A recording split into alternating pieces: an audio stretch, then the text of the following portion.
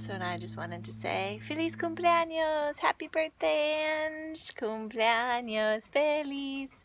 Happy birthday to you! Oso doesn't know how to sing yet. Where's the singing? What happened? Happy birthday, Ange! Okay, so recording. Good morning, good afternoon, good evening, whenever you watch this. Yep, we're morning. Good morning. Good morning. I'm here in the afternoon. Good afternoon to you. Thank you very much.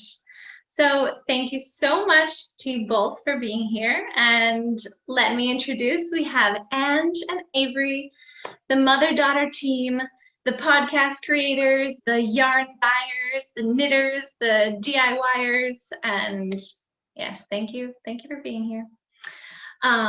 Would you like to introduce yourselves maybe a little bit better than I did? Sure. I'm Ange, or Angie. I'm the mom, and we have a small yarn dyeing business in New England, and we do a podcast called Fools for Fiber. We only started maybe 4 months ago, maybe. I think we're on episode 8. Yeah, episode 8. Ocho. We'll be going. Ocho. Episode 8. Yeah. Yes.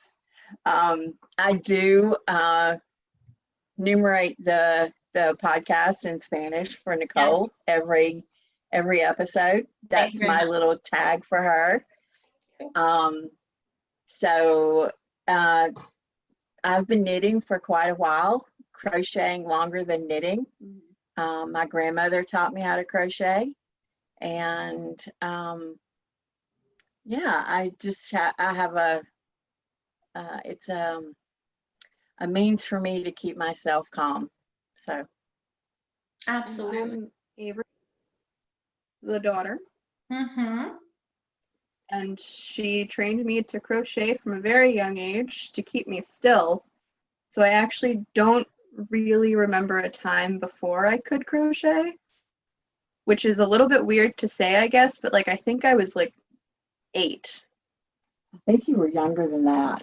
I was too active in church. So, and in the South where I grew up, we were at church for very long periods of time during the day. Yeah. So it was like I would be rewarded for staying still and doing chain stitches. And it was like, okay, if you can get your chain stitch to be this long, you get this many cookies when you get home. And they were like little graham cracker cookies. They weren't like cookie. It was like, you get like 5 little graham crackers if you get like to a blanket width of, and so I just sat there like, yeah, cookies. Graham. But now I'm almost 30 and I just sort of have been finding new ways to play with fiber ever since. Just like, oh, weaving, that's fun. Oh, Yeah. have you done weaving? Yeah. Yeah, She hates that's a very interesting story, Nicole. Do tell. So I'm gonna preface this by saying it was my fault. It wasn't a fault. No, it's my fault because I was like, I really want to learn to weave. Like I've wanted to learn to weave since I was like 12. So I thought, what better thing for us to do together since we both love fiber than to take a weaving class. And there was a place in like not like 20 minutes away from us that I found offering a weaving class. So I got us in for her Mother's Day one year. Oh. Yeah. Oh, it's very sweet. It is. It's a very sweet gift. But Except she hated it. She didn't. I have an aversion to cutting yarn. Oh, interesting. And so steeking, I can't rip it out if I've steeked it, right? And so I can't repurpose it, which I never realized was such a problem until we went to the weaving class and we had to warp the loom. And part of warping is you have to like make these huge loops and then cut the loops essentially. And mom's just standing there with scissors and the loom It just, wasn't even my yard. it was like, But I was like really, really panicking. and I'm like, because- Mom, it's okay. And she's like, I don't know if I like this. And the lady's like, you're a knitter. Come here. And I'm like, what? This is a renewable resource. There's so much yarn in this room. This lady has so much. It's fine. And mom's just like, I don't know, man. Like, what if and I'm like, it's okay. It's There is genuinely, no, you're committed. it's, yeah. And I never realized that I had such a commitment phobia, I guess. Maybe that could be Yarn. it. Yeah, totally. So, yeah, I really had a problem cutting the fiber. And then you didn't enjoy doing the No, actual I couldn't do it weaving? because the fibers were cut. So our third wheel, My dad my husband, did all of her did homework. all the homework for me. So it should have been his Father's Day present, which is hilarious to me because if I'd known that, I would have brought him with me and he probably would have been Oh, weaving now because he would know how to warp the loom. Yeah. But because he Oh, he loves loves weaving. He Interesting. He loves it. And he, as soon as COVID lifts, the plan is for the two of us to take spinning classes. Oh. So, yeah, not us two, Yeah, Dad and me. Uh-huh. Yeah, so he loves spinning. The act of that, I guess it's very meditative. It is. And he wants to be able to take what he's spun up and use it to weave. So, and we have all the tools here. We just Oh don't yeah, use no. them. That's the other funny thing is I literally after this class bought a 20-inch rigid heddle shocked loom that's just been living in our upstairs craft room since because I realized that warping a 20-inch loom is something that requires more space and energy than my brain can handle. Because like weaving's That's wonderful and I big. love it, but it's like It's like 2 this feet. big boy. Yeah, it's not small. Yeah, So we just need we need one more implement, the warping warping board. board, and I've been wondering how hard it would be to make that, and then I remember that I already have so many other things I want to figure out how to make. yeah, That it's like, Yes. like logically in my brain, I'm like, oh well, I could just like watch a couple of YouTube tutorials and see if I could like make something that would work as a warping board, and then I'm like, Avery, stop it. You've been Yeah. saying that about 30 other things. Just to be And- honest with yourself and buy a warping board. And I bet that there's someone out there who's like an artisan who is specialized in that. And Oh yeah.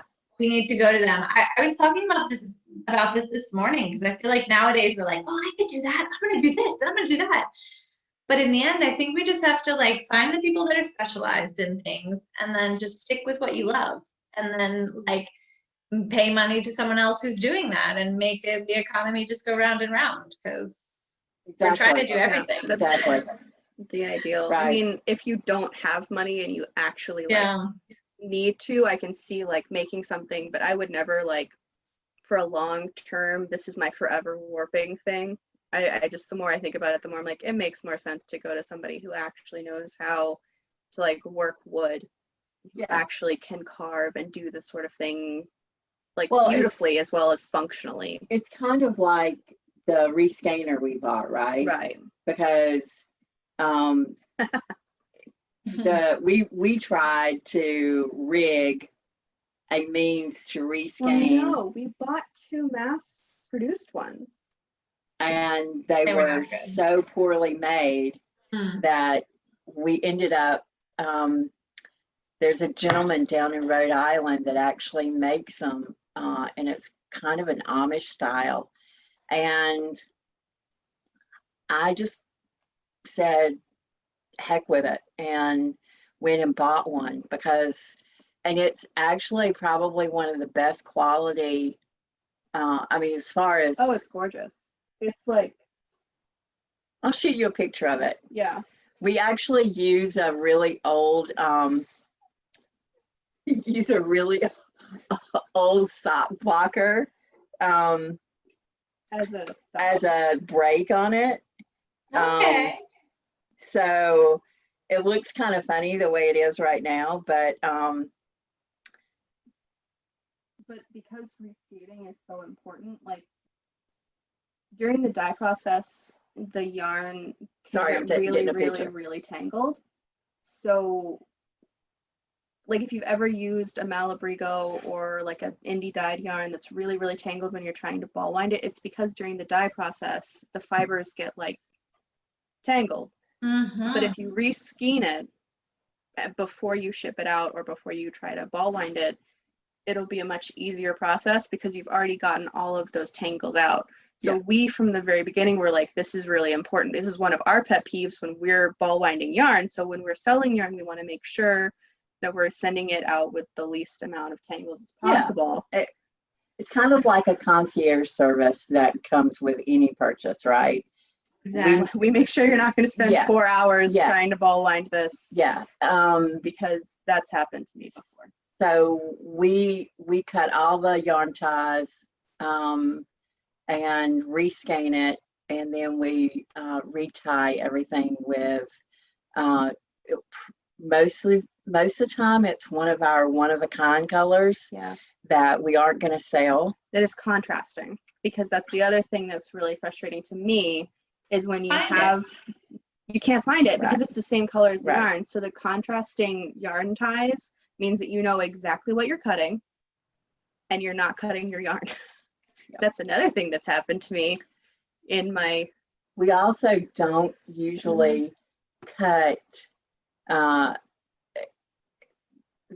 you know how oftentimes a hank is the two ends are tied off in the same place. So sometimes that means that the company has actually cut some of the yarn away in order to make that happen. And we don't do that. If they don't meet, we tie off wherever the ends are. You get as much of the yarn as we can give you. I just think that it doesn't make sense for me to cut dyed yarn. That could be 3 or 4 or 5 more stitches for you. Get you through your yarn chicken. Yeah, you could win at yarn chicken. Make or break you. Right. It really can. So, but the yarn skeiner was probably, the reskeiner was probably one of the best purchases that we've made, which is not, I think, what we thought was going to happen when we bought it, but ever since that, it's like what used to take 10 minutes takes 3. And you're like, oh, yeah, I didn't realize how labor intensive this was until it wasn't anymore. Yeah. And it was well worth the money. So, and I think that's so important when you have a business and you're making yarn, and as knitters and crocheters, you know like what you like, and you know that you want to offer this service, that the yarn is going to be easy to ball up, and it's going to be, you're not going to be missing any yarn, and it's all going to be there. And that's well, and it's important, you know, it's one thing if you're ball winding with a Swift and a ball winder, right? Right. But if you're trying to hand wind yarn and it's knotted, it's a real frustration. Right. So I always do that. I don't have a... That's not, it just makes it easier whether you're using a Swift and a ball winder or whether you're hand winding. I think going through the process of reskeining, it's the least we can do for our customers. Right? Yeah, I wouldn't have even realized that would make a difference between one or the other. I kind of thought it was just my fault for maybe putting it on the chair the wrong way or tangling it up, because I have spent sometimes hours trying to, and I'm like, seriously, I could be knitting right now, and I will spend like an hour and a half trying to make it gets all tangled and stuff. So that's wonderful to know that thick skein has it's perfect, so you're not going to have any problems for winding it up. Very nice. And likely, if we see there's a lot of problems with your skein, we'll just send it to you in a cake. Like, hey. It also gives us the ability to check for knots. breaks, anything like that. So we use it as a means for quality control, I guess, for lack of, Yeah. but because if it's got a knot in it, we also don't want to send that out. Right. Exactly. We'll keep that and sell it as seconds, right? But thankfully, the mill that we work with, we haven't seen that in our new bases. Yeah. We did with the first set of bases we used, we did find that in a couple of them, and that's one of the reasons why we shift bases. Thankfully, they were all in my hanks. Yeah. Like, thankfully, I didn't see any of them in hanks that went to other people, and anyone who's had the yarn hasn't come back and been like, what is this? But I definitely saw like some really sloppy joins and knots when I was knitting my roommate's sweater, and I was like, I know we really like this yarn, but I think we need to maybe address this. And Mom was like, oh, wait, no. Like, that's not how we. Well, I mean, it's one thing if if you're choosing to join, right? But it's something else if you've purchased a hank and 75% of the way through, you've all of a sudden got a knot. Yeah, we try to catch all of that when we're going through the rescanning process. We check them when we're putting our ties on. We check the hanks and make sure that we don't see anything that we wouldn't want to work with. Yeah. That's good. So tell me how this whole thing started. When did you start dyeing yarn, and when did this become your project? It's very wonderful. It's exciting. I love all your colors, and I'm excited about the work that you're doing. Well, thank you. So I am about 6 years from retirement. Okay. And Avery and I both have always wanted to have a dye business or a yarn shop. And in preparation for retirement, I thought, why not just do it? She also had a little bit of empty nest syndrome because I moved out. That makes sense. Good for you, though. Good for you to come up with a plan like that. What a great idea. So about 2 years ago, yeah, it's been 2 years, I started dabbling with food color dyeing.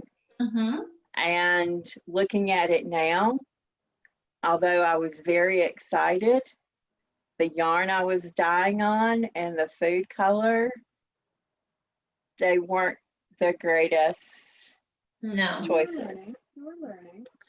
But it was an easy way for me to learn. And I would say to anybody, go and buy some Wilton dyes and some vinegar and find some plain. I think we got ours on we went to Knit Picks. No, we the first ones. it was Webb's. Yeah, so annually Webb's in Northampton, Mass. They're yarn.com. They're one of my favorite places to go. They have this absolute blowout sale where it's like they just take everything from the back that has not sold, put it into cardboard boxes, and they're like, this is $5, that's $2. It's like ridiculous. Anniversary. Right. So one their year, anniversary sale? I'm not sure. I think it is. But one year I found in the like $5 bins like a sweater's quantity worth of bare cream yarn that was merino wool. Yeah. And I was like, I'm buying this. I don't know what I'm going to do with it, but like, I want to learn to dye. Mom wants to learn to dye. This is going to be good stuff to learn on because it's $5. Yeah. Like, you can't beat that. So I bought it. And I think that the first couple of skeins were a couple of those, and then you continued to use those as you got better. Yeah. But it wasn't, and then you started ordering from Knit Picks once you exhausted the like undyed stuff up here. Yeah. Because to play with. Yes. But I would say to anybody that wants to try it, the food color dyeing is is a perfect route to try. Mm-hmm. You can do, the only thing you can't do is speckles. But if you can do like watercolor type dyeing where you're doing low immersion and you're dissolving the dye in a squirt bottle, you can do that. You can do kettle or dip dyeing. If you're soaking your yarn in vinegar and water, not straight vinegar. Not straight vinegar. That would be a lot. Before you dip dye, you'll see that the dye will break. So with a food color, you might see 4 or 5 different colors strike at different times on the yarn. So there are ways for you to learn dyeing without it being expensive. So about 2 years ago, I started playing. I came over and she was just like, so this is what I'm doing. And I was like, hello, yes, That's I'm here for awesome. this. This is awesome. Like, I'm all about learning Yeah. to dye yarn and play with color. So like, let's go. Yeah. So we did that. And then we bought pots at dedicated dye pots at charity shops. And we bought what are the like chafing pans? Is that what that's called? I thought that they were like Buffet pans? Yeah, I think they're buffet pans. Yeah, They're those like party this high pans. and like this wide. Yeah, Yeah, for like the low immersion. Which is my favorite too. It's like, Yeah, it's more like painting. it feels like tie dyeing when you're a kid a little bit, and you get to just be like, oh yeah, I'm here and there, and you're like, Yeah. So yeah, I mean, we most of our dyes are acid dyes. We haven't tried natural, and I know that that's one of the things that you do. I wasn't certain about using because we're so small, we're still in our own kitchen. The plan is to move mid-year next year. And when we move house, we'll have a dedicated dye studio in the new place. So yeah, there's some really exciting stuff happening for us. So I'm also really interested in natural dyeing. I'm just like looking at it like, what is a mordant? What is this? Why do I have to figure out how to use this? Like, well, a mordant So is the reading- just the vinegar, really. But I mean, Yeah. with natural I dye, it's like- just alum. right. see, it's like, Boy. but I guess because like citric acid and vinegar are so approachable, like I sort of like, oh, that's fine. Whereas I've never used alum before, a small part of me is just like, I Have don't know you? what that is. That sounds.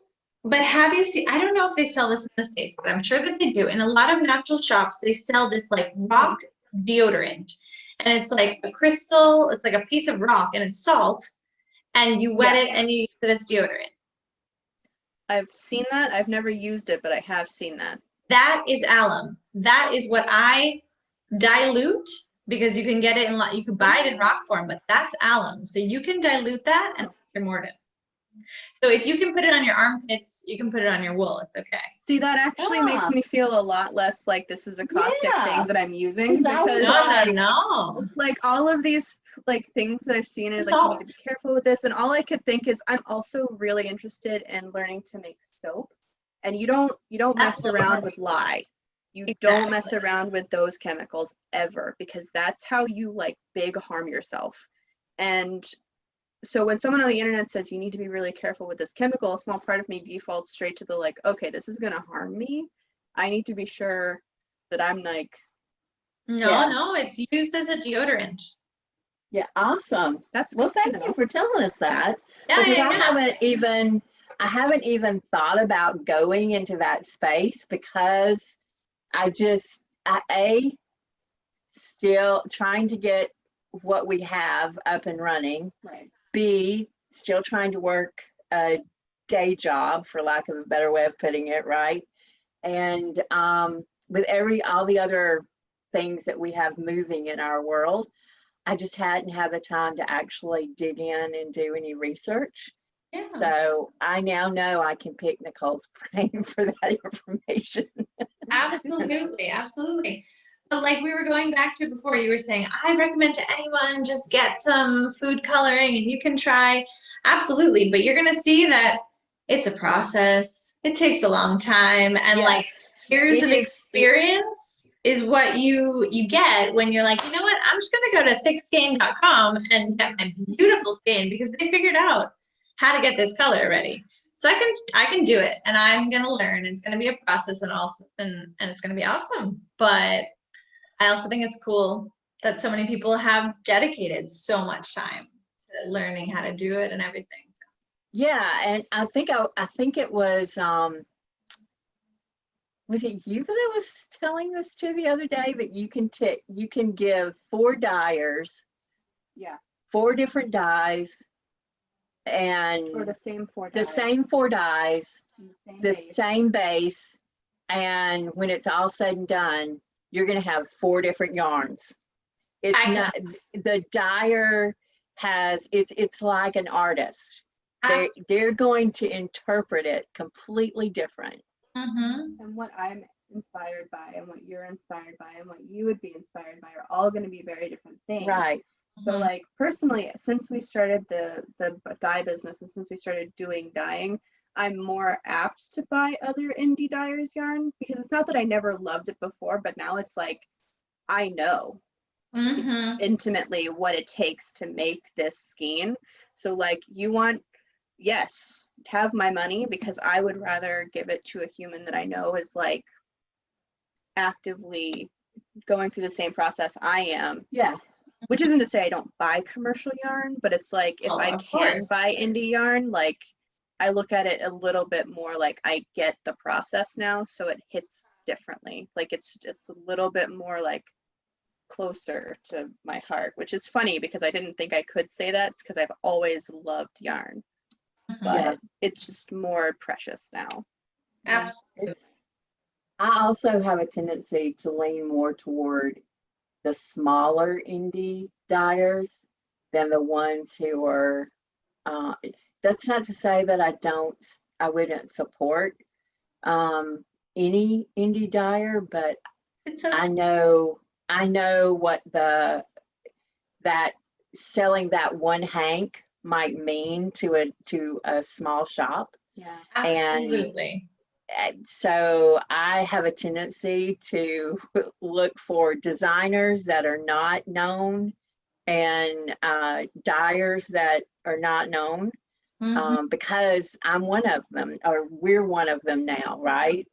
So as a part of putting good karma out there. Well, it's also just like when you're a part of a community, you want to feed the smallest parts of the community as well as the larger ones. You don't want it to turn into a thing where the largest like indie dyers are the only ones that are being heard, because that's how they end up being commercial dyers, which isn't, I mean, good if that's your goal, but like you also want to uplift the small voices too. Definitely. So absolutely. I'm a fan of that. I always say that I don't have enough time to knit with yarn from, I don't know, I feel like I'm always knitting with yarn from my friends, patterns of my friends, and but we've talked about this, that you can learn something really amazing from those like big pattern designers, because obviously they're super famous because they write amazing patterns. But yes, I think it's really beautiful that within the knitting community, we're all like moving the economy, and people are buying the project bag from here, the stitch markers from there, the yarn, the pattern, and just like bringing it all together, which makes such a special experience when you're knitting something for 5 months. And like, you know that you're like bringing together lots of families, really. So really, yeah, definitely. So show me your yarn. Do you guys have any yarn with you? I think I saw some. Those are your autumn winter colors, are they not? Yeah. Yes. Oh, show me. Tell me about the bases. Tell me about the colors. Well, I see the colors. So this is Merino DK, and it is superwash. We do have superwash and non-superwash. Um, this particular color is Night Sky. It's a bluey gray with hints of like a teal or a aquamarine in it. I would say more say? aquamarine. So I Love it. didn't bring the swatches, but you can definitely, we do swatch every colorway, so you can see the swatches on our website. Fantastic. I'll put all the information down below so we can go check out your website and see pictures and see everything. Yeah, you can do it. I'm not sure which base it is. Oh, this one, I believe it's the Merino Sport. Okay. So we call it Right. Merino Light. And this is Foggy Morning. Oh, I love the night sky mixed with the foggy morning. Right? Yeah. The idea Oh. is that you can take any of these colors and use them together, like they're coordinating. So if you really wanted to, like none of them are going to clash with each other. They're all like a color story that's not Collection. cohesive, but does.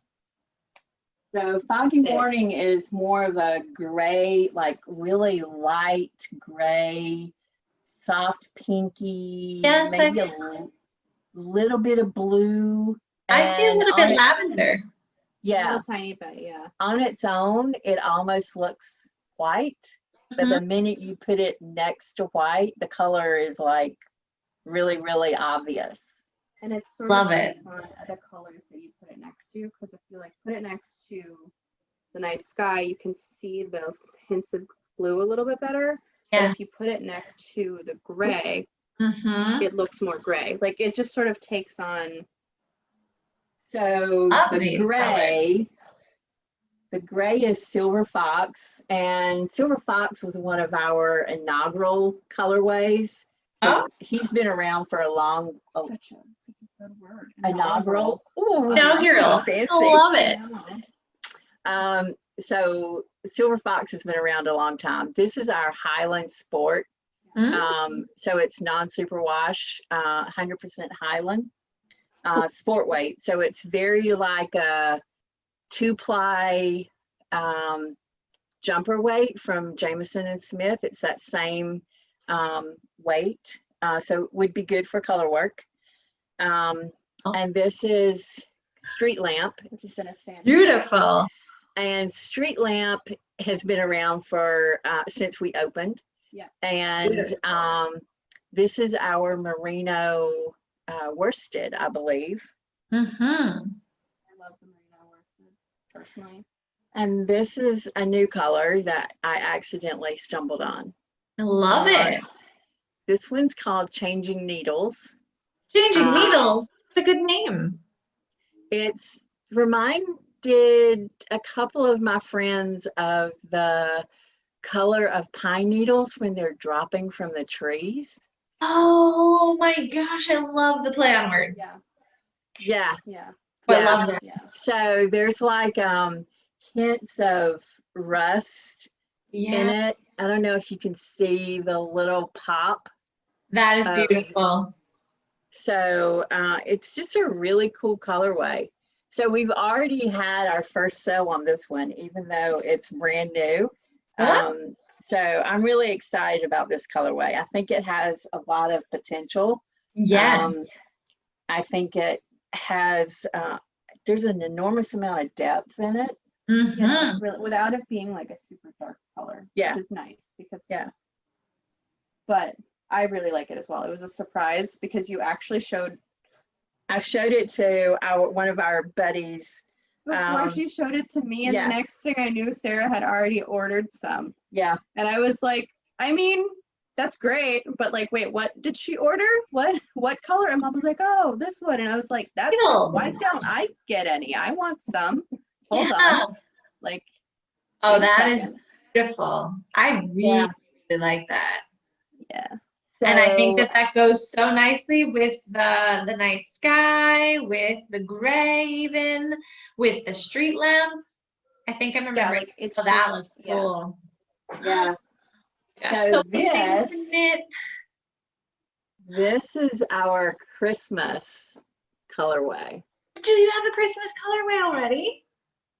We haven't launched it yet, so We're still you're working one on of the that. first people seeing it. So this is going to be Kaleidoscope Christmas. I love it. So so yeah, it has like That is beautiful. pops of turquoise and green and pinks and yellow on a really like a tea stained background. Hmm? You know, like I don't know. I just thought about looking through a kaleidoscope at a Christmas light, you know, at Christmas lights, you know. It's also just really, really warm. That's beautiful. And what base is that? Is it available on more than one base or just one? Oh, it'll be available on more than one base. This is actually, I think that is the Highland. Is this my own or is it sport? I think that's the Merino Sport. This Now is that the I Merino think about Sport. it, yeah, Me like Oh, this it's is beautiful. yeah, yeah. I'm excited about this one. I think it's it'll be our first Christmas colorway, so I think it's a good one to start with. No, it's really good. 2020 Christmas. Are we ready? Excited. No, not ready at all. Actually, more ready this year than I have been in the years past, since I am halfway through Jake's Christmas sweater. We're doing all handmade. As a We're not family. doing any store bought. We're only. I've one already store bought. Yes, one store bought. I am doing one store bought, but it's a big secret. Yes. And I planned it before this roll. Yeah. Okay. But we decided as a family, even with my mom and sister, that we would only do handmade. That may mean that we get color pictures from my mother for Christmas presents. But it means that That's she won't go beautiful. shopping at a store with everything going on, and she won't spend money with everything going on. Right. Well, and the thought is, I think what my intention behind it was, Mhm. when you're creating, Right. you're thinking about the person you're creating for, as opposed to beating yourself up because you can't find the present, Or you know? can't afford Yeah, be present, which Right. like we've talked about in our podcast. I'm deeply like, if you're going to stress about how to afford to buy something for me, don't.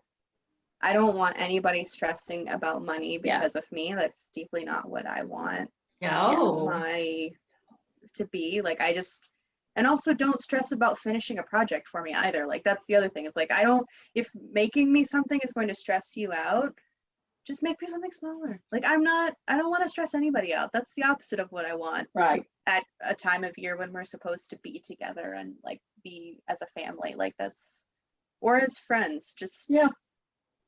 So we're all handmade this year. I love that. I think that's so good. I typically give all my family handmade gifts. They don't give me handmade gifts, and they're like, "What are you doing?" Well, what is all this that you made? But it's nice. So anyway.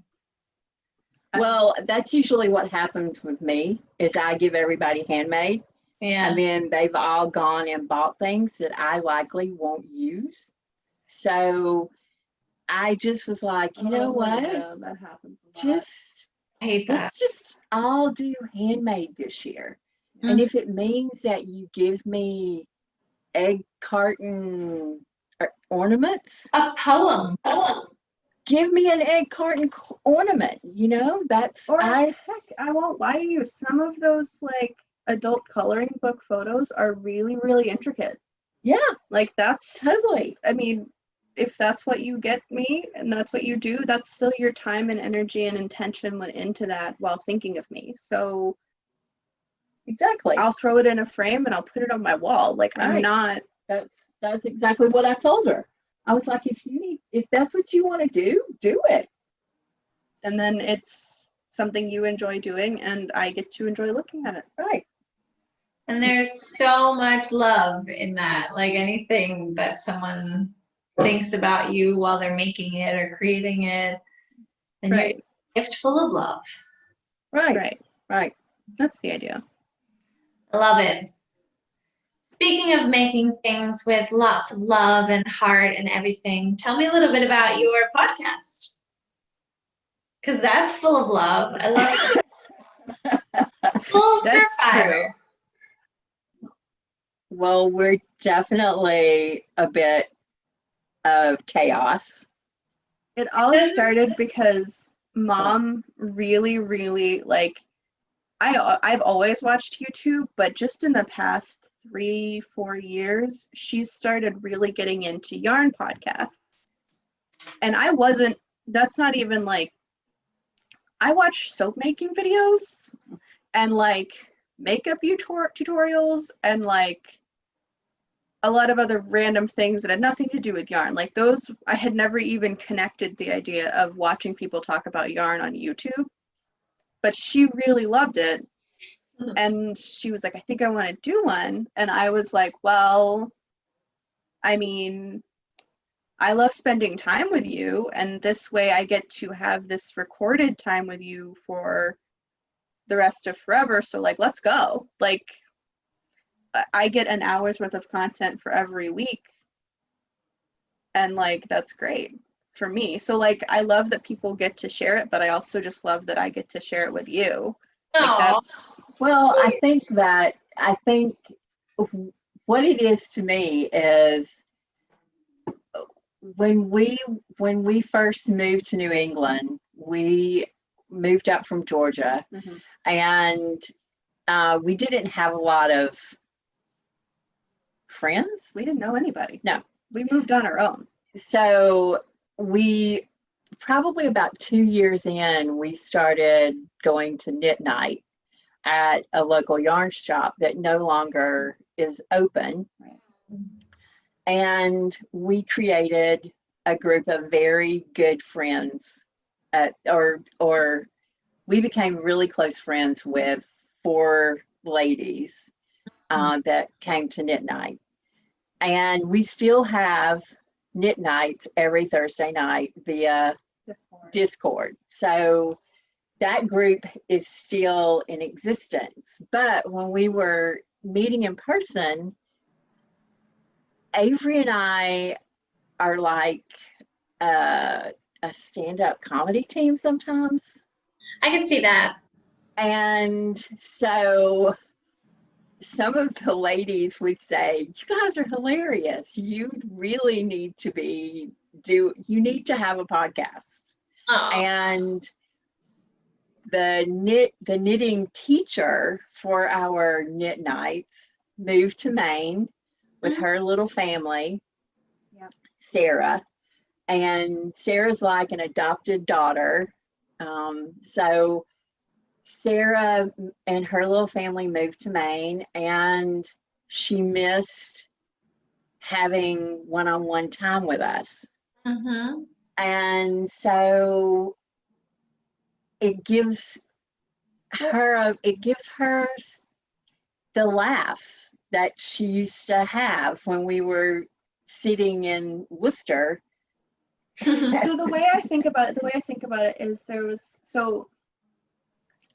on non-yarn related YouTube, there's these channels called mukbang channels, and they're essentially what are they called? They're called mukbang. So it started in Korea, and essentially what it was is it was a YouTuber who was sitting down and eating a meal with you.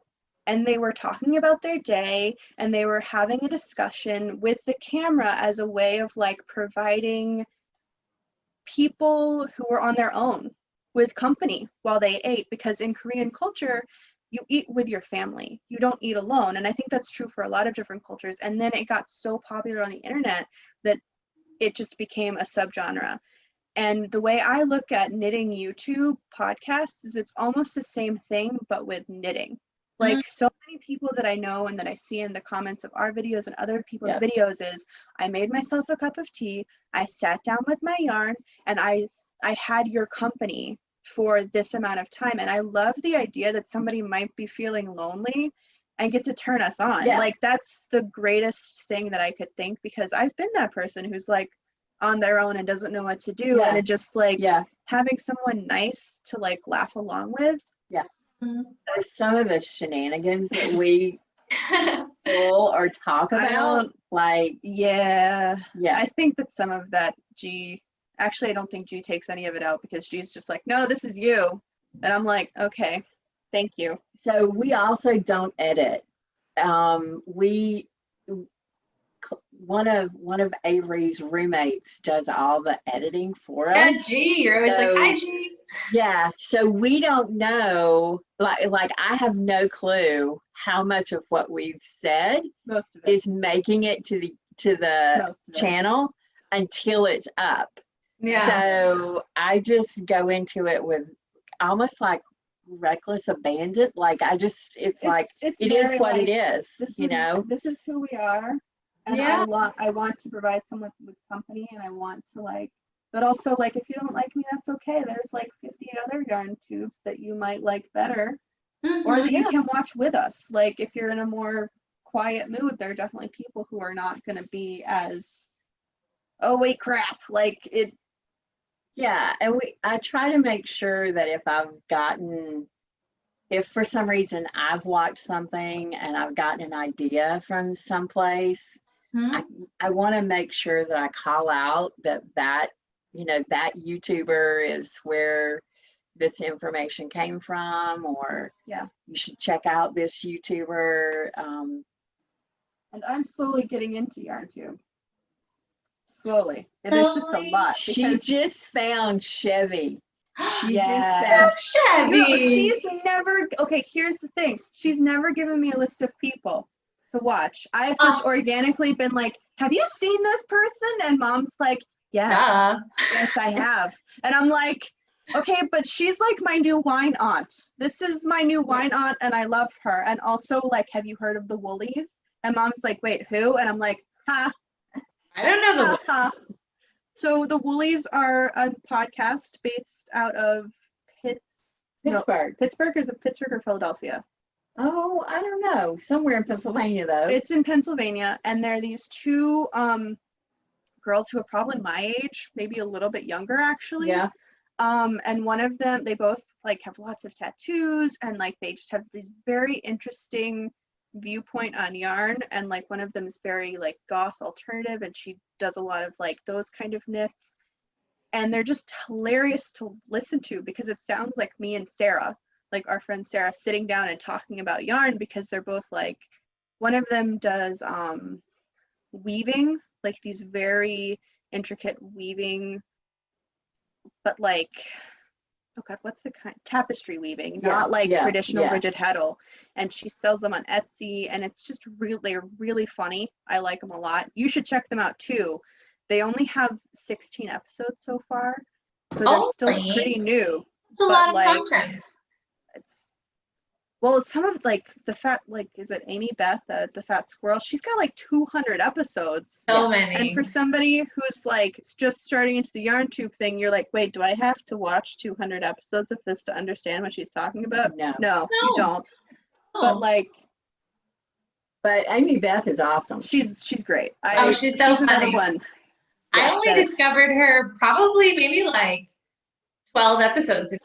I haven't gone back to the beginning, but I sometimes I do go back. So I'm like, I just want to listen to her talk more because I love her tangents. Love that. Yeah. She is different post-COVID, post-George Floyd. She's different, you're saying? Yeah. You might want to go back to like mid last year. Should have very different, it's not a bad different. It's a more contemplative different. The world's right? It's come to a little bit more of a situation to think about. Yeah, she approaches the podcast a little bit more seriously. Mm-hmm. I find her content very comforting. That sounds weird to say. 100%. 100%. If I'm having a bad day at work and like I feel like an exposed nerve, and like I have all these people who need 80 things. I need Amy Beth. It's just like I need Fat Squirrel, and I'll just put her on while I'm working, not even while I'm knitting. I'll have her on in the background while I'm like trying to get through this mountain of like nonsense that people have thrown my way, just because the way she talks now, I don't know about before. No, it's almost like she's saying, you can do it, it's okay. Yeah, like you can do it. And that's definitely the vibe you get when you're listening to her, and I super appreciate it. And I guess that's how I approach our podcast, is it's like, if I could be that for somebody else, that would be like Yeah. the biggest Yeah. honor to Yeah. me. Me too. Me too. I mean, I don't know that I would need any other recognition. But again, I also just do it because I enjoy talking Well, to you and I enjoy getting to record it. We both love to talk, so it We was talk like so somebody saying, The first, "Hey, you want to do this?" the first episode, It's already. he was just like, this is an hour's worth of content. And I'm like, yeah, it is. And they were just like, okay, let's go. How much do you want me to cut out? Do you want me to cut it down for time? And I'm like, no. No, the Just longer let's the better, go. honestly. Just go for it. Like, let's let it all hang out. Let's just. We keep trying to get it under 30 minutes, and I'm we not. can't get it under 40. No, it's usually closer to 45. And at this point, I've just accepted it. I'm like, it's fine. 45 minutes of us talking is fine. But if it's too short, like people don't like that either. I don't like when they're too short. I'm like, oh, 18 minutes? Now what am I gonna do? I'm gonna have to go look for something else. I think I'm afraid that it would feel rushed if we, Right. Which is know, the thing like- that I'm like, when I say 30 minutes, I feel like I aim for 30 minutes because I know we'll hit 45. Like, it's yeah, that way we're not sitting here just looking at each other and talking about politics for 20 minutes, which we could do yes, and put that on the internet, but that's a completely different genre of YouTube. But that way we know to like, okay, so we're gonna keep it going instead of just going, because we do also have a habit of like when we get onto a specific subject, we can go back and forth about the Yes, same we thing can. for like 45 minutes. So for But us, I think it also has taught us to when to kind of stop that. I Don't you mean, think? I mean, I when think we're not recording, you think that? Oh that- no! No. We're recording. When we're not No. recording, we just talk. It's just like, blah. The joke is I only live like 5 minutes away. I say I moved out, but I literally moved down the road. Oh, So, like, that's perfect. The joke at my house is that Avery's gonna go to her mom's for 15 minutes and come back in 3 hours.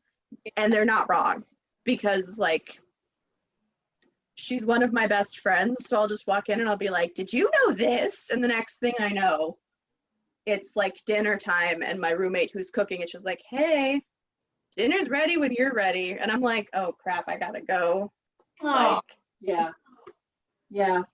So but that's podcast is just an extension of Oh, us. yeah, it And I truly think- is. I mean, it's who we are almost day by day. Like, The joke is we don't change how No, we talk at it's all. exactly like somebody turned a camera on and we were just sitting down chatting. That is really, really nice. And I think that, like what we were saying before, people look for this. Like maybe you're by yourself and you just want to be able to have a cup of tea and hang out with people. And even though we have our beautiful Discord, which is really nice too, and there's such a beautiful community online that we can have like Zoom hangouts or Discord hangouts, but maybe it's like a weird hour and you want to just hang out with people on YouTube. And that's a thing nowadays. Yeah. Very, very nice. Okay, tell me what you guys are knitting on these days. What do you got on the needles? I am gift knitting, Oh, and I am working on another colorwork hat. She's been on these colorwork hats. yeah. What is this, number I 3, 4? Don't know if you can see it It might Brim. because early. it's all It's still very small. yeah. So there's actually some really dark greens and a purple. Oh, And beautiful. a blue. Nice. So it's called the Triskel Lake Tam. Okay. And it just has a band of Triskel, the Celtic curly Q thing. The three. Didn't know that.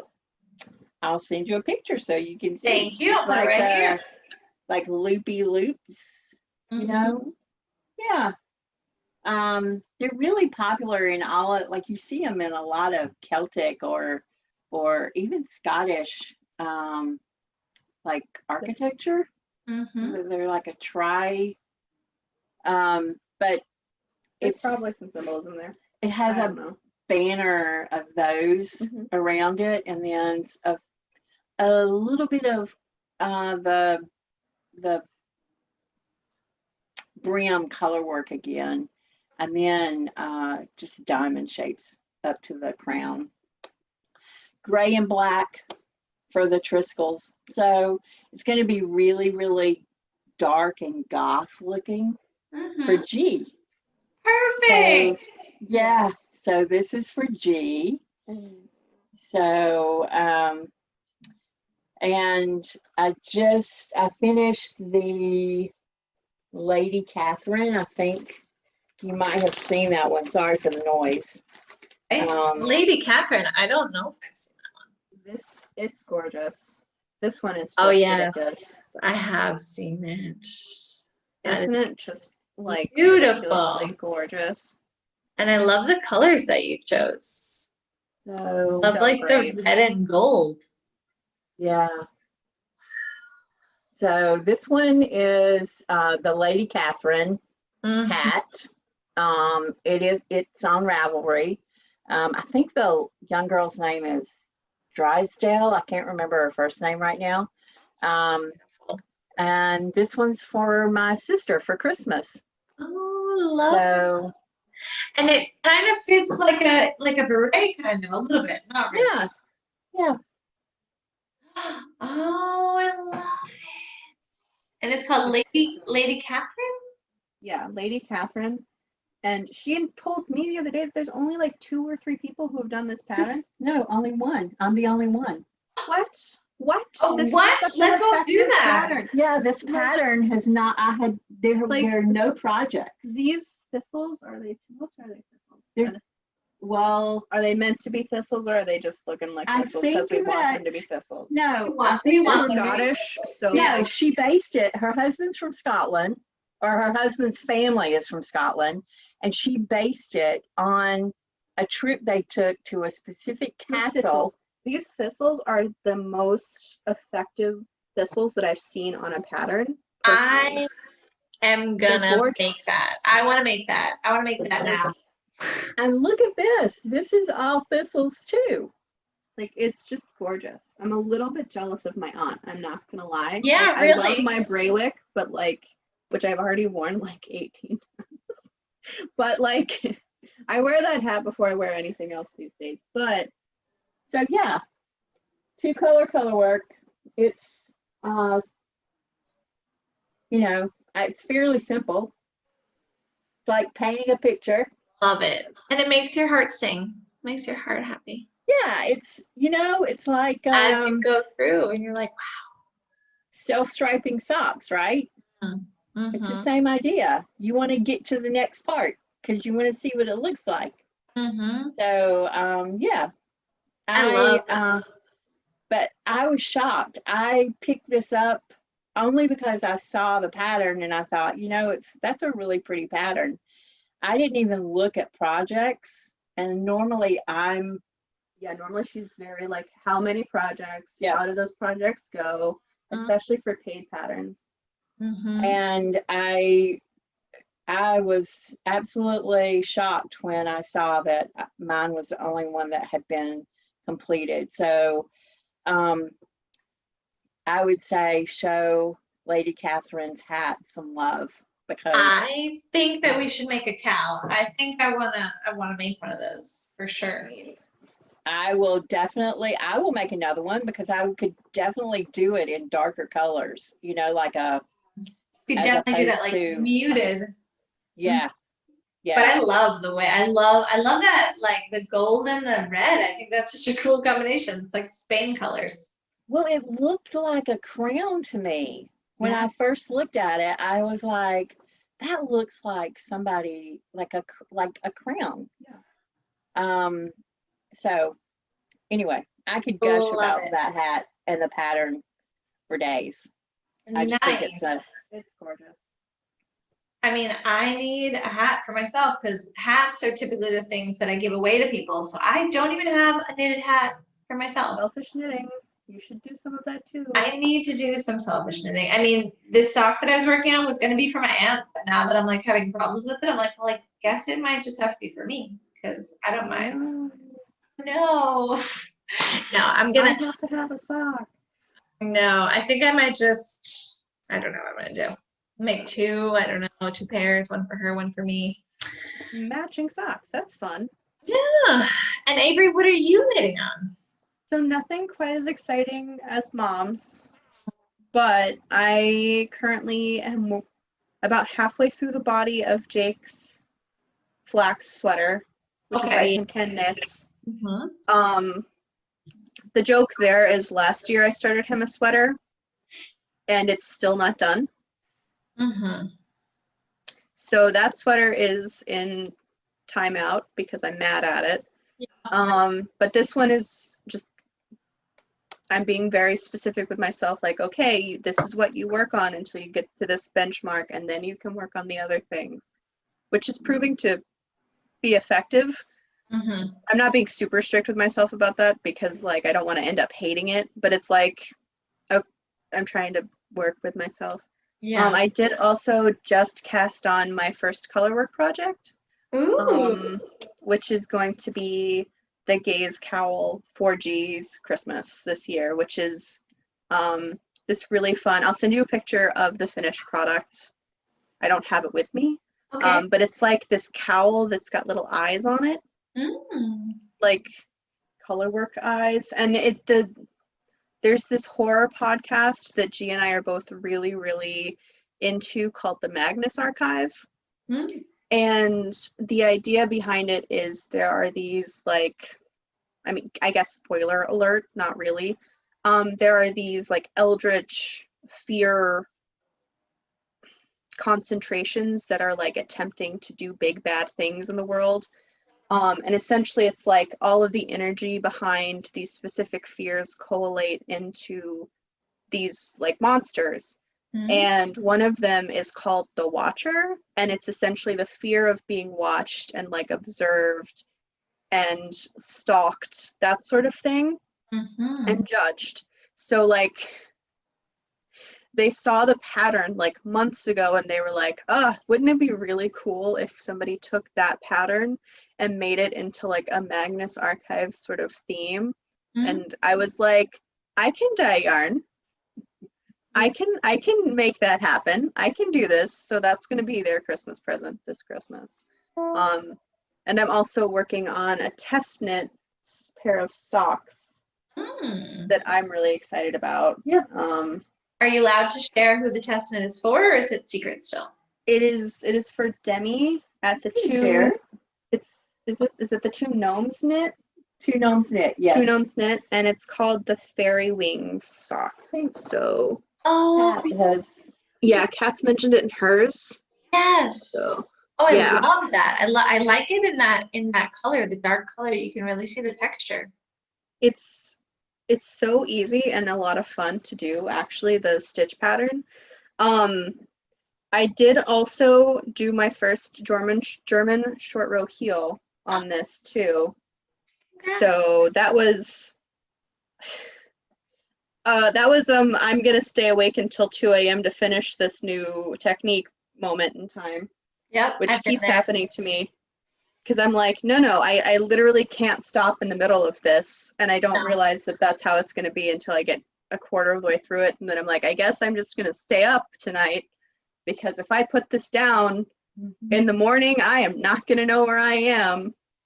So I just come downstairs yawning, and like my roommate's just like, what's up? And I'm like, I was up till 2 a.m. knitting again, and he's like, careful with that knitting. You gotta, come on, kid. And I'm like, dangerous hobby.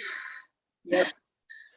Makes you lose sleep. But that's really all I'm doing right now. I finished. Oh my god, that's all I'm doing right now. Yeah. Yeah. I have 3 works in progress.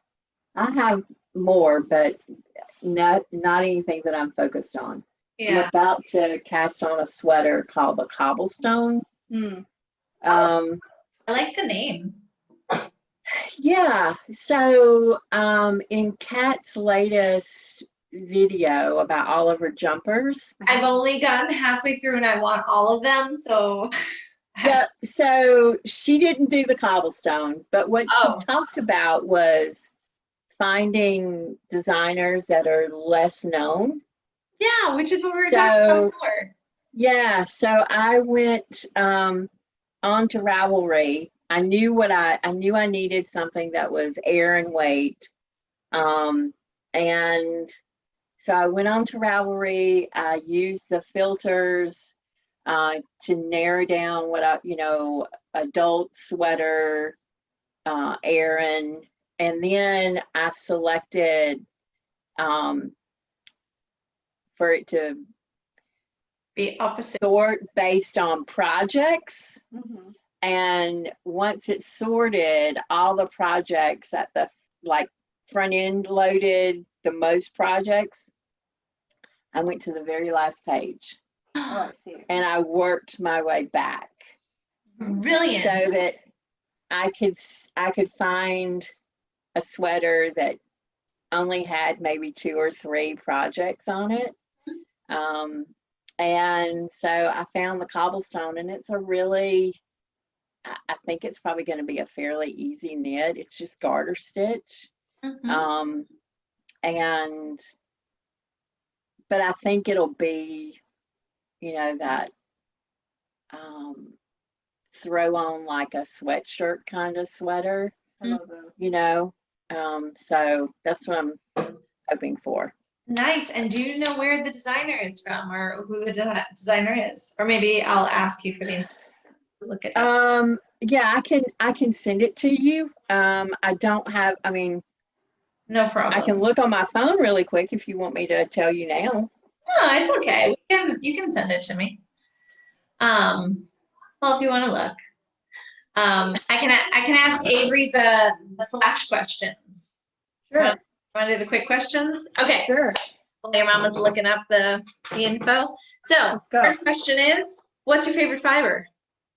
Merino wool. Nice. It's the first non-acrylic wool that I ever used, so it's just always been my go-to. Okay. Because I can still remember the first time I squished it for the first time and was just like, oh, What is hold on, wait a second, this is not plastic. I like this. So that's definitely my favorite. Very nice. And your favorite knitting technique? Would it be the German short rows?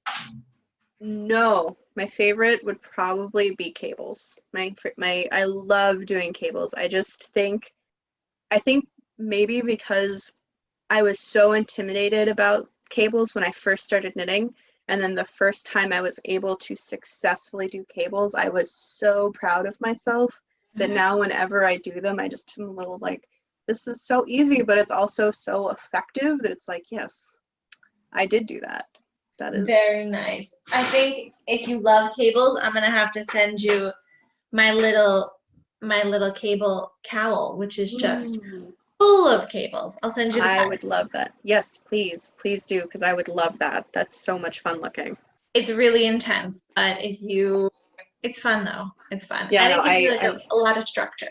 So nice, very nice. Cables are good. Okay, so if you know that I'm really into plants and all of these things, I was wondering, do you have a favorite plant besides? I was thinking of your crochet succulent. So the joke behind that succulent is I kill succulents before I kill anything else. I don't know why. Everyone keeps saying that succulents are so easy. They're not easy. I don't know what they want from me. With regular plants, they want me to water them and put them in the sun. With succulents, they're like, don't water me. You're giving me too much water. Except now I'm also dying of thirst.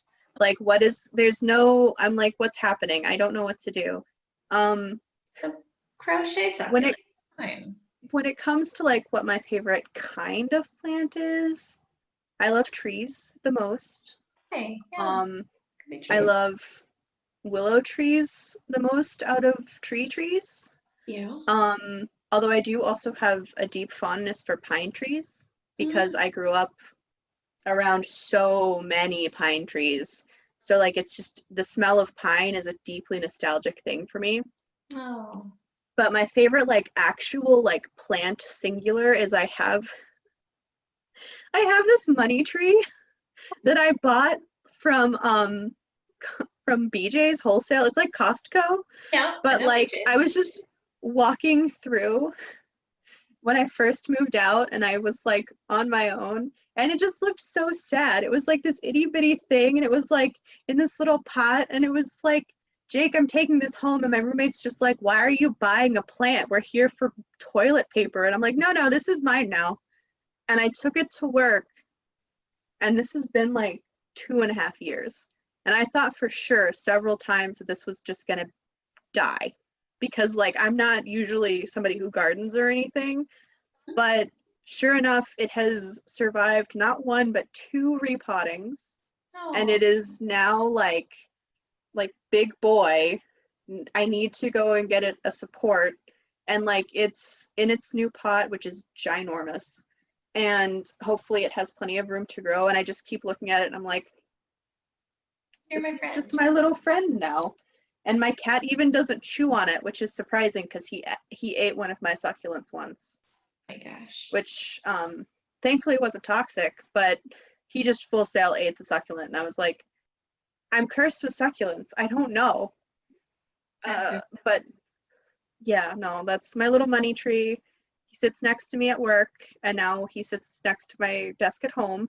Very nice. And like, it's just sort of one of those things where when I was at the office, every time I would get overwhelmed by like corporate America, I just would like be like, I have my plant. I have my little plant buddy. And like, the computer is not the only thing that exists. There is green space somewhere.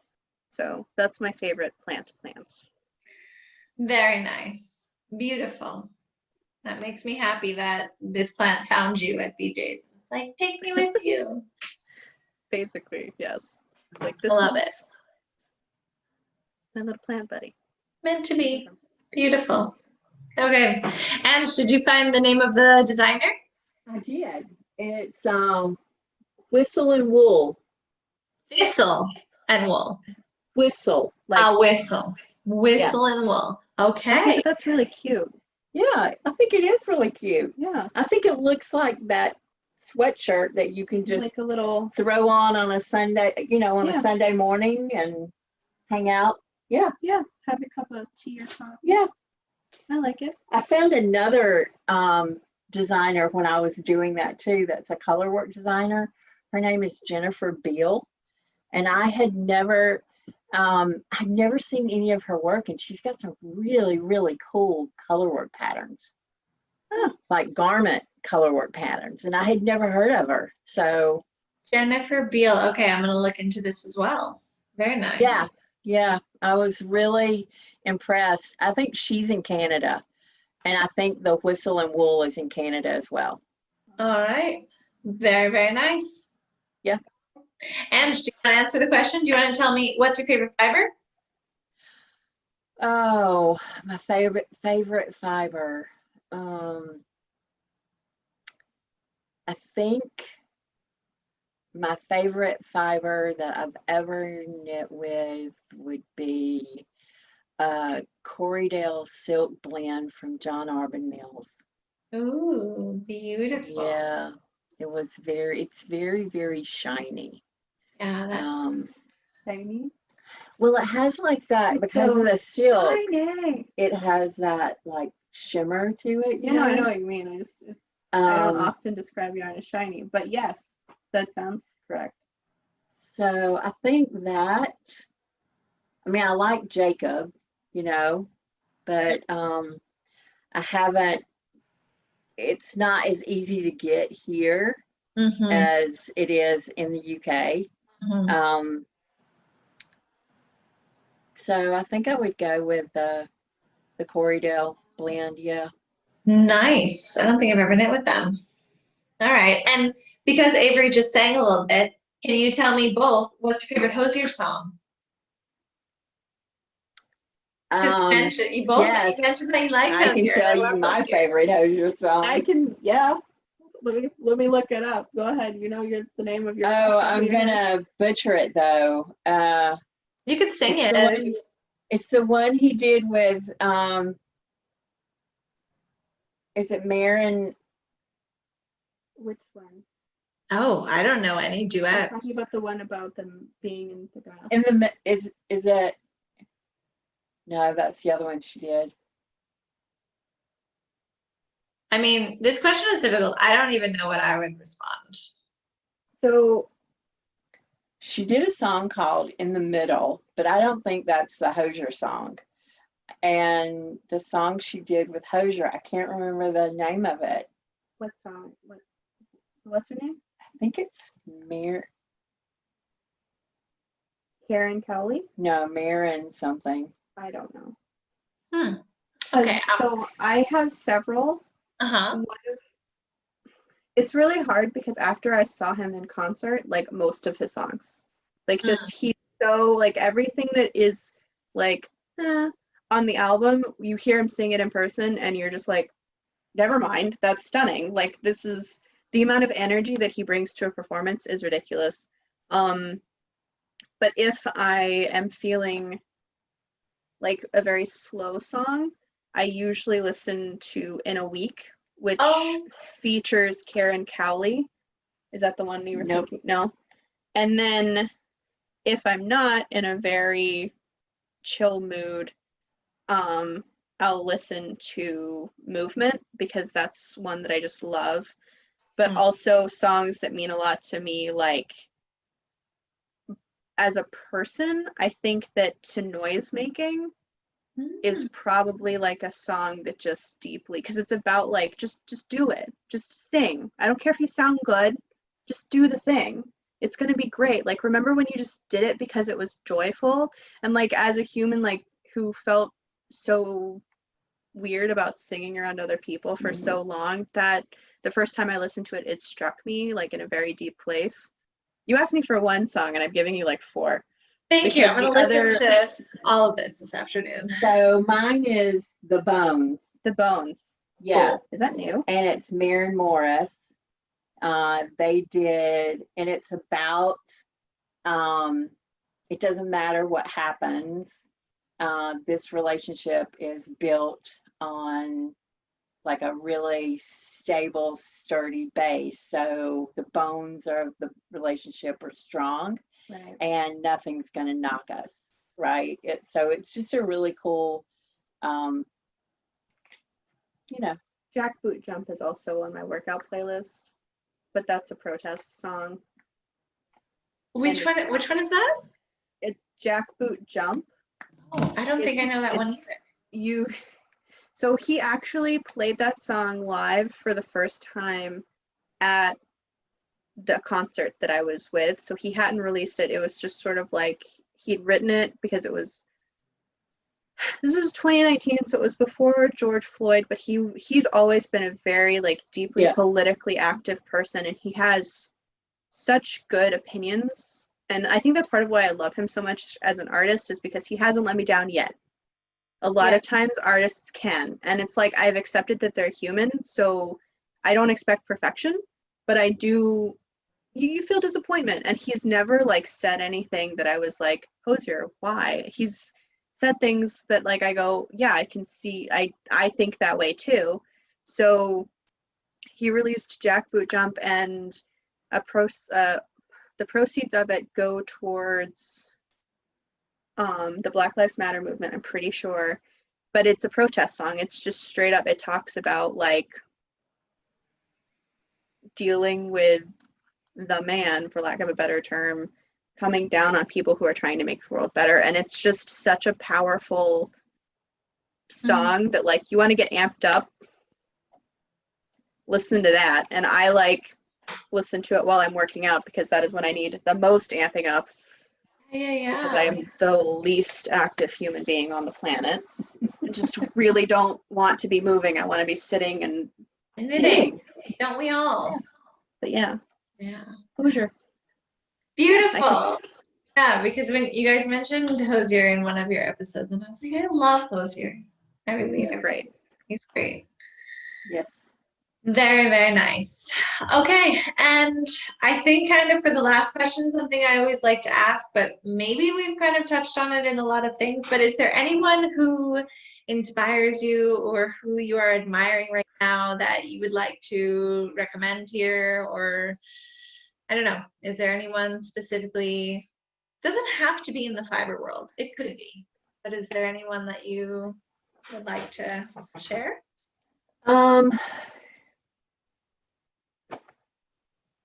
For me, another person that kind of is that it's going to be okay.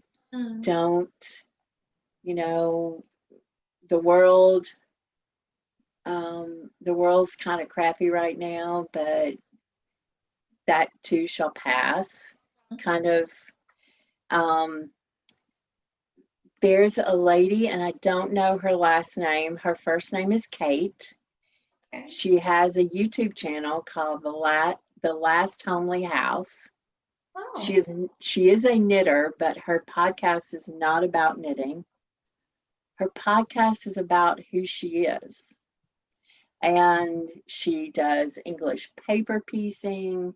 She is a professional quilt maker. That's what she does for a living. Uh-huh. But one podcast might be her working in her garden. One podcast might be about her making, you know, chocolate potato chips. Like Ooh. she is just, you know, Her. whatever she's doing, she makes it content. Right.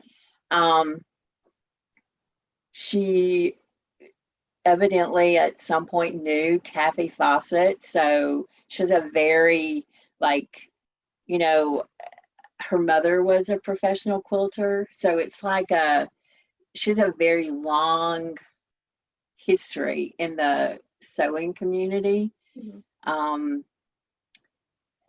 I just find her fascinating. Like one of her podcasts, she lives close to a lake, so she rode out into the middle of the lake and just sat there. You know, it's just a really relaxing podcast, like come go with me on a picnic kind of thing. Yeah. You know, I love it. Thank you. so I'm The Last excited. Lonely House. I will leave that information down below so that people can go check it out. I think she's a really cool lady. Awesome. This is Thank you. What a cool recommendation. I'm excited. Obviously, you and I have very different YouTube habits. Oh, tell me. If I had to suggest people watch any one YouTuber who makes things, it would probably be Not Your Mama's History. And essentially, I can't remember her name off the top of my head, and I feel so bad. Sometimes that happens. You could like know someone well in their podcast, but maybe they never mention their name. So she doesn't necessarily have a podcast. What her channel is it's a education channel. She is a historical reenactor who's a Black woman. And I love her so much because she is all about educating the modern American audience about what happened to specifically Black people during colonial times. And it's like we see on, like, because I watch CostTube a lot, like costuming YouTube a lot, and a lot of these people, and it's not bad, there's very large movement called like vintage fashion, not vintage values, which is very important, because they don't want you to think that because they wear like colonial costumes that they have the same racial viewpoints. But her entire thing is we look at history of fashion through this very whitewashed lens, and like we always talk about what it means to be a white person in these time periods, and we see all these historical reenactors who are white people. But there's this entire other side of history that we're not talking about. So she's very like, this is what a slave would wear. This is what a slave's day would look like if she worked in the kitchens. And it's very, yeah, I have watched her. To put history into context. And it's definitely, for me, as somebody who's interested in a more vintage fashion style and who's very interested in history as a whole, just to see this entire opposite viewpoint of the normal, and one that like should be heard, is very refreshing, and she's just she's funny. Like, she's also just a really funny person. She's funny to listen to, and I just think that she's great. So if I had to say you should listen to anybody, because she didn't change how I think about history, but she gives it a lot more context, and she gives it a lot more framing, and just things that I had never, as a white person, thought about. And she also, speaks to her Black viewers as like, stop thinking that like we didn't wear nice things. We did. Like, our ancestors made beautiful things out of nothing, and that's amazing. And it's just like, that's arguably more amazing than somebody who's given beautiful objects making beautiful objects. So that's who I would say you should check out, because she's just wonderful. And I feel like the amount of education she provides for free on YouTube is outstanding. So I am so excited about these recommendations. Like, I had never heard of either one of them, and I'm super excited to have lots of knitting content and to share with other people. Awesome. So I will ask you for the links just to make sure I've got it good, and I'll put those down below. And yeah.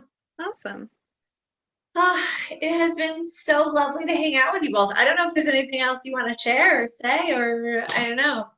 I'm good. You're good?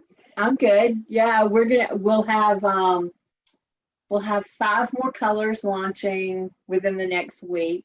Okay. And then the Christmas colors will launch the 1st of November. Good. So follow us on Instagram.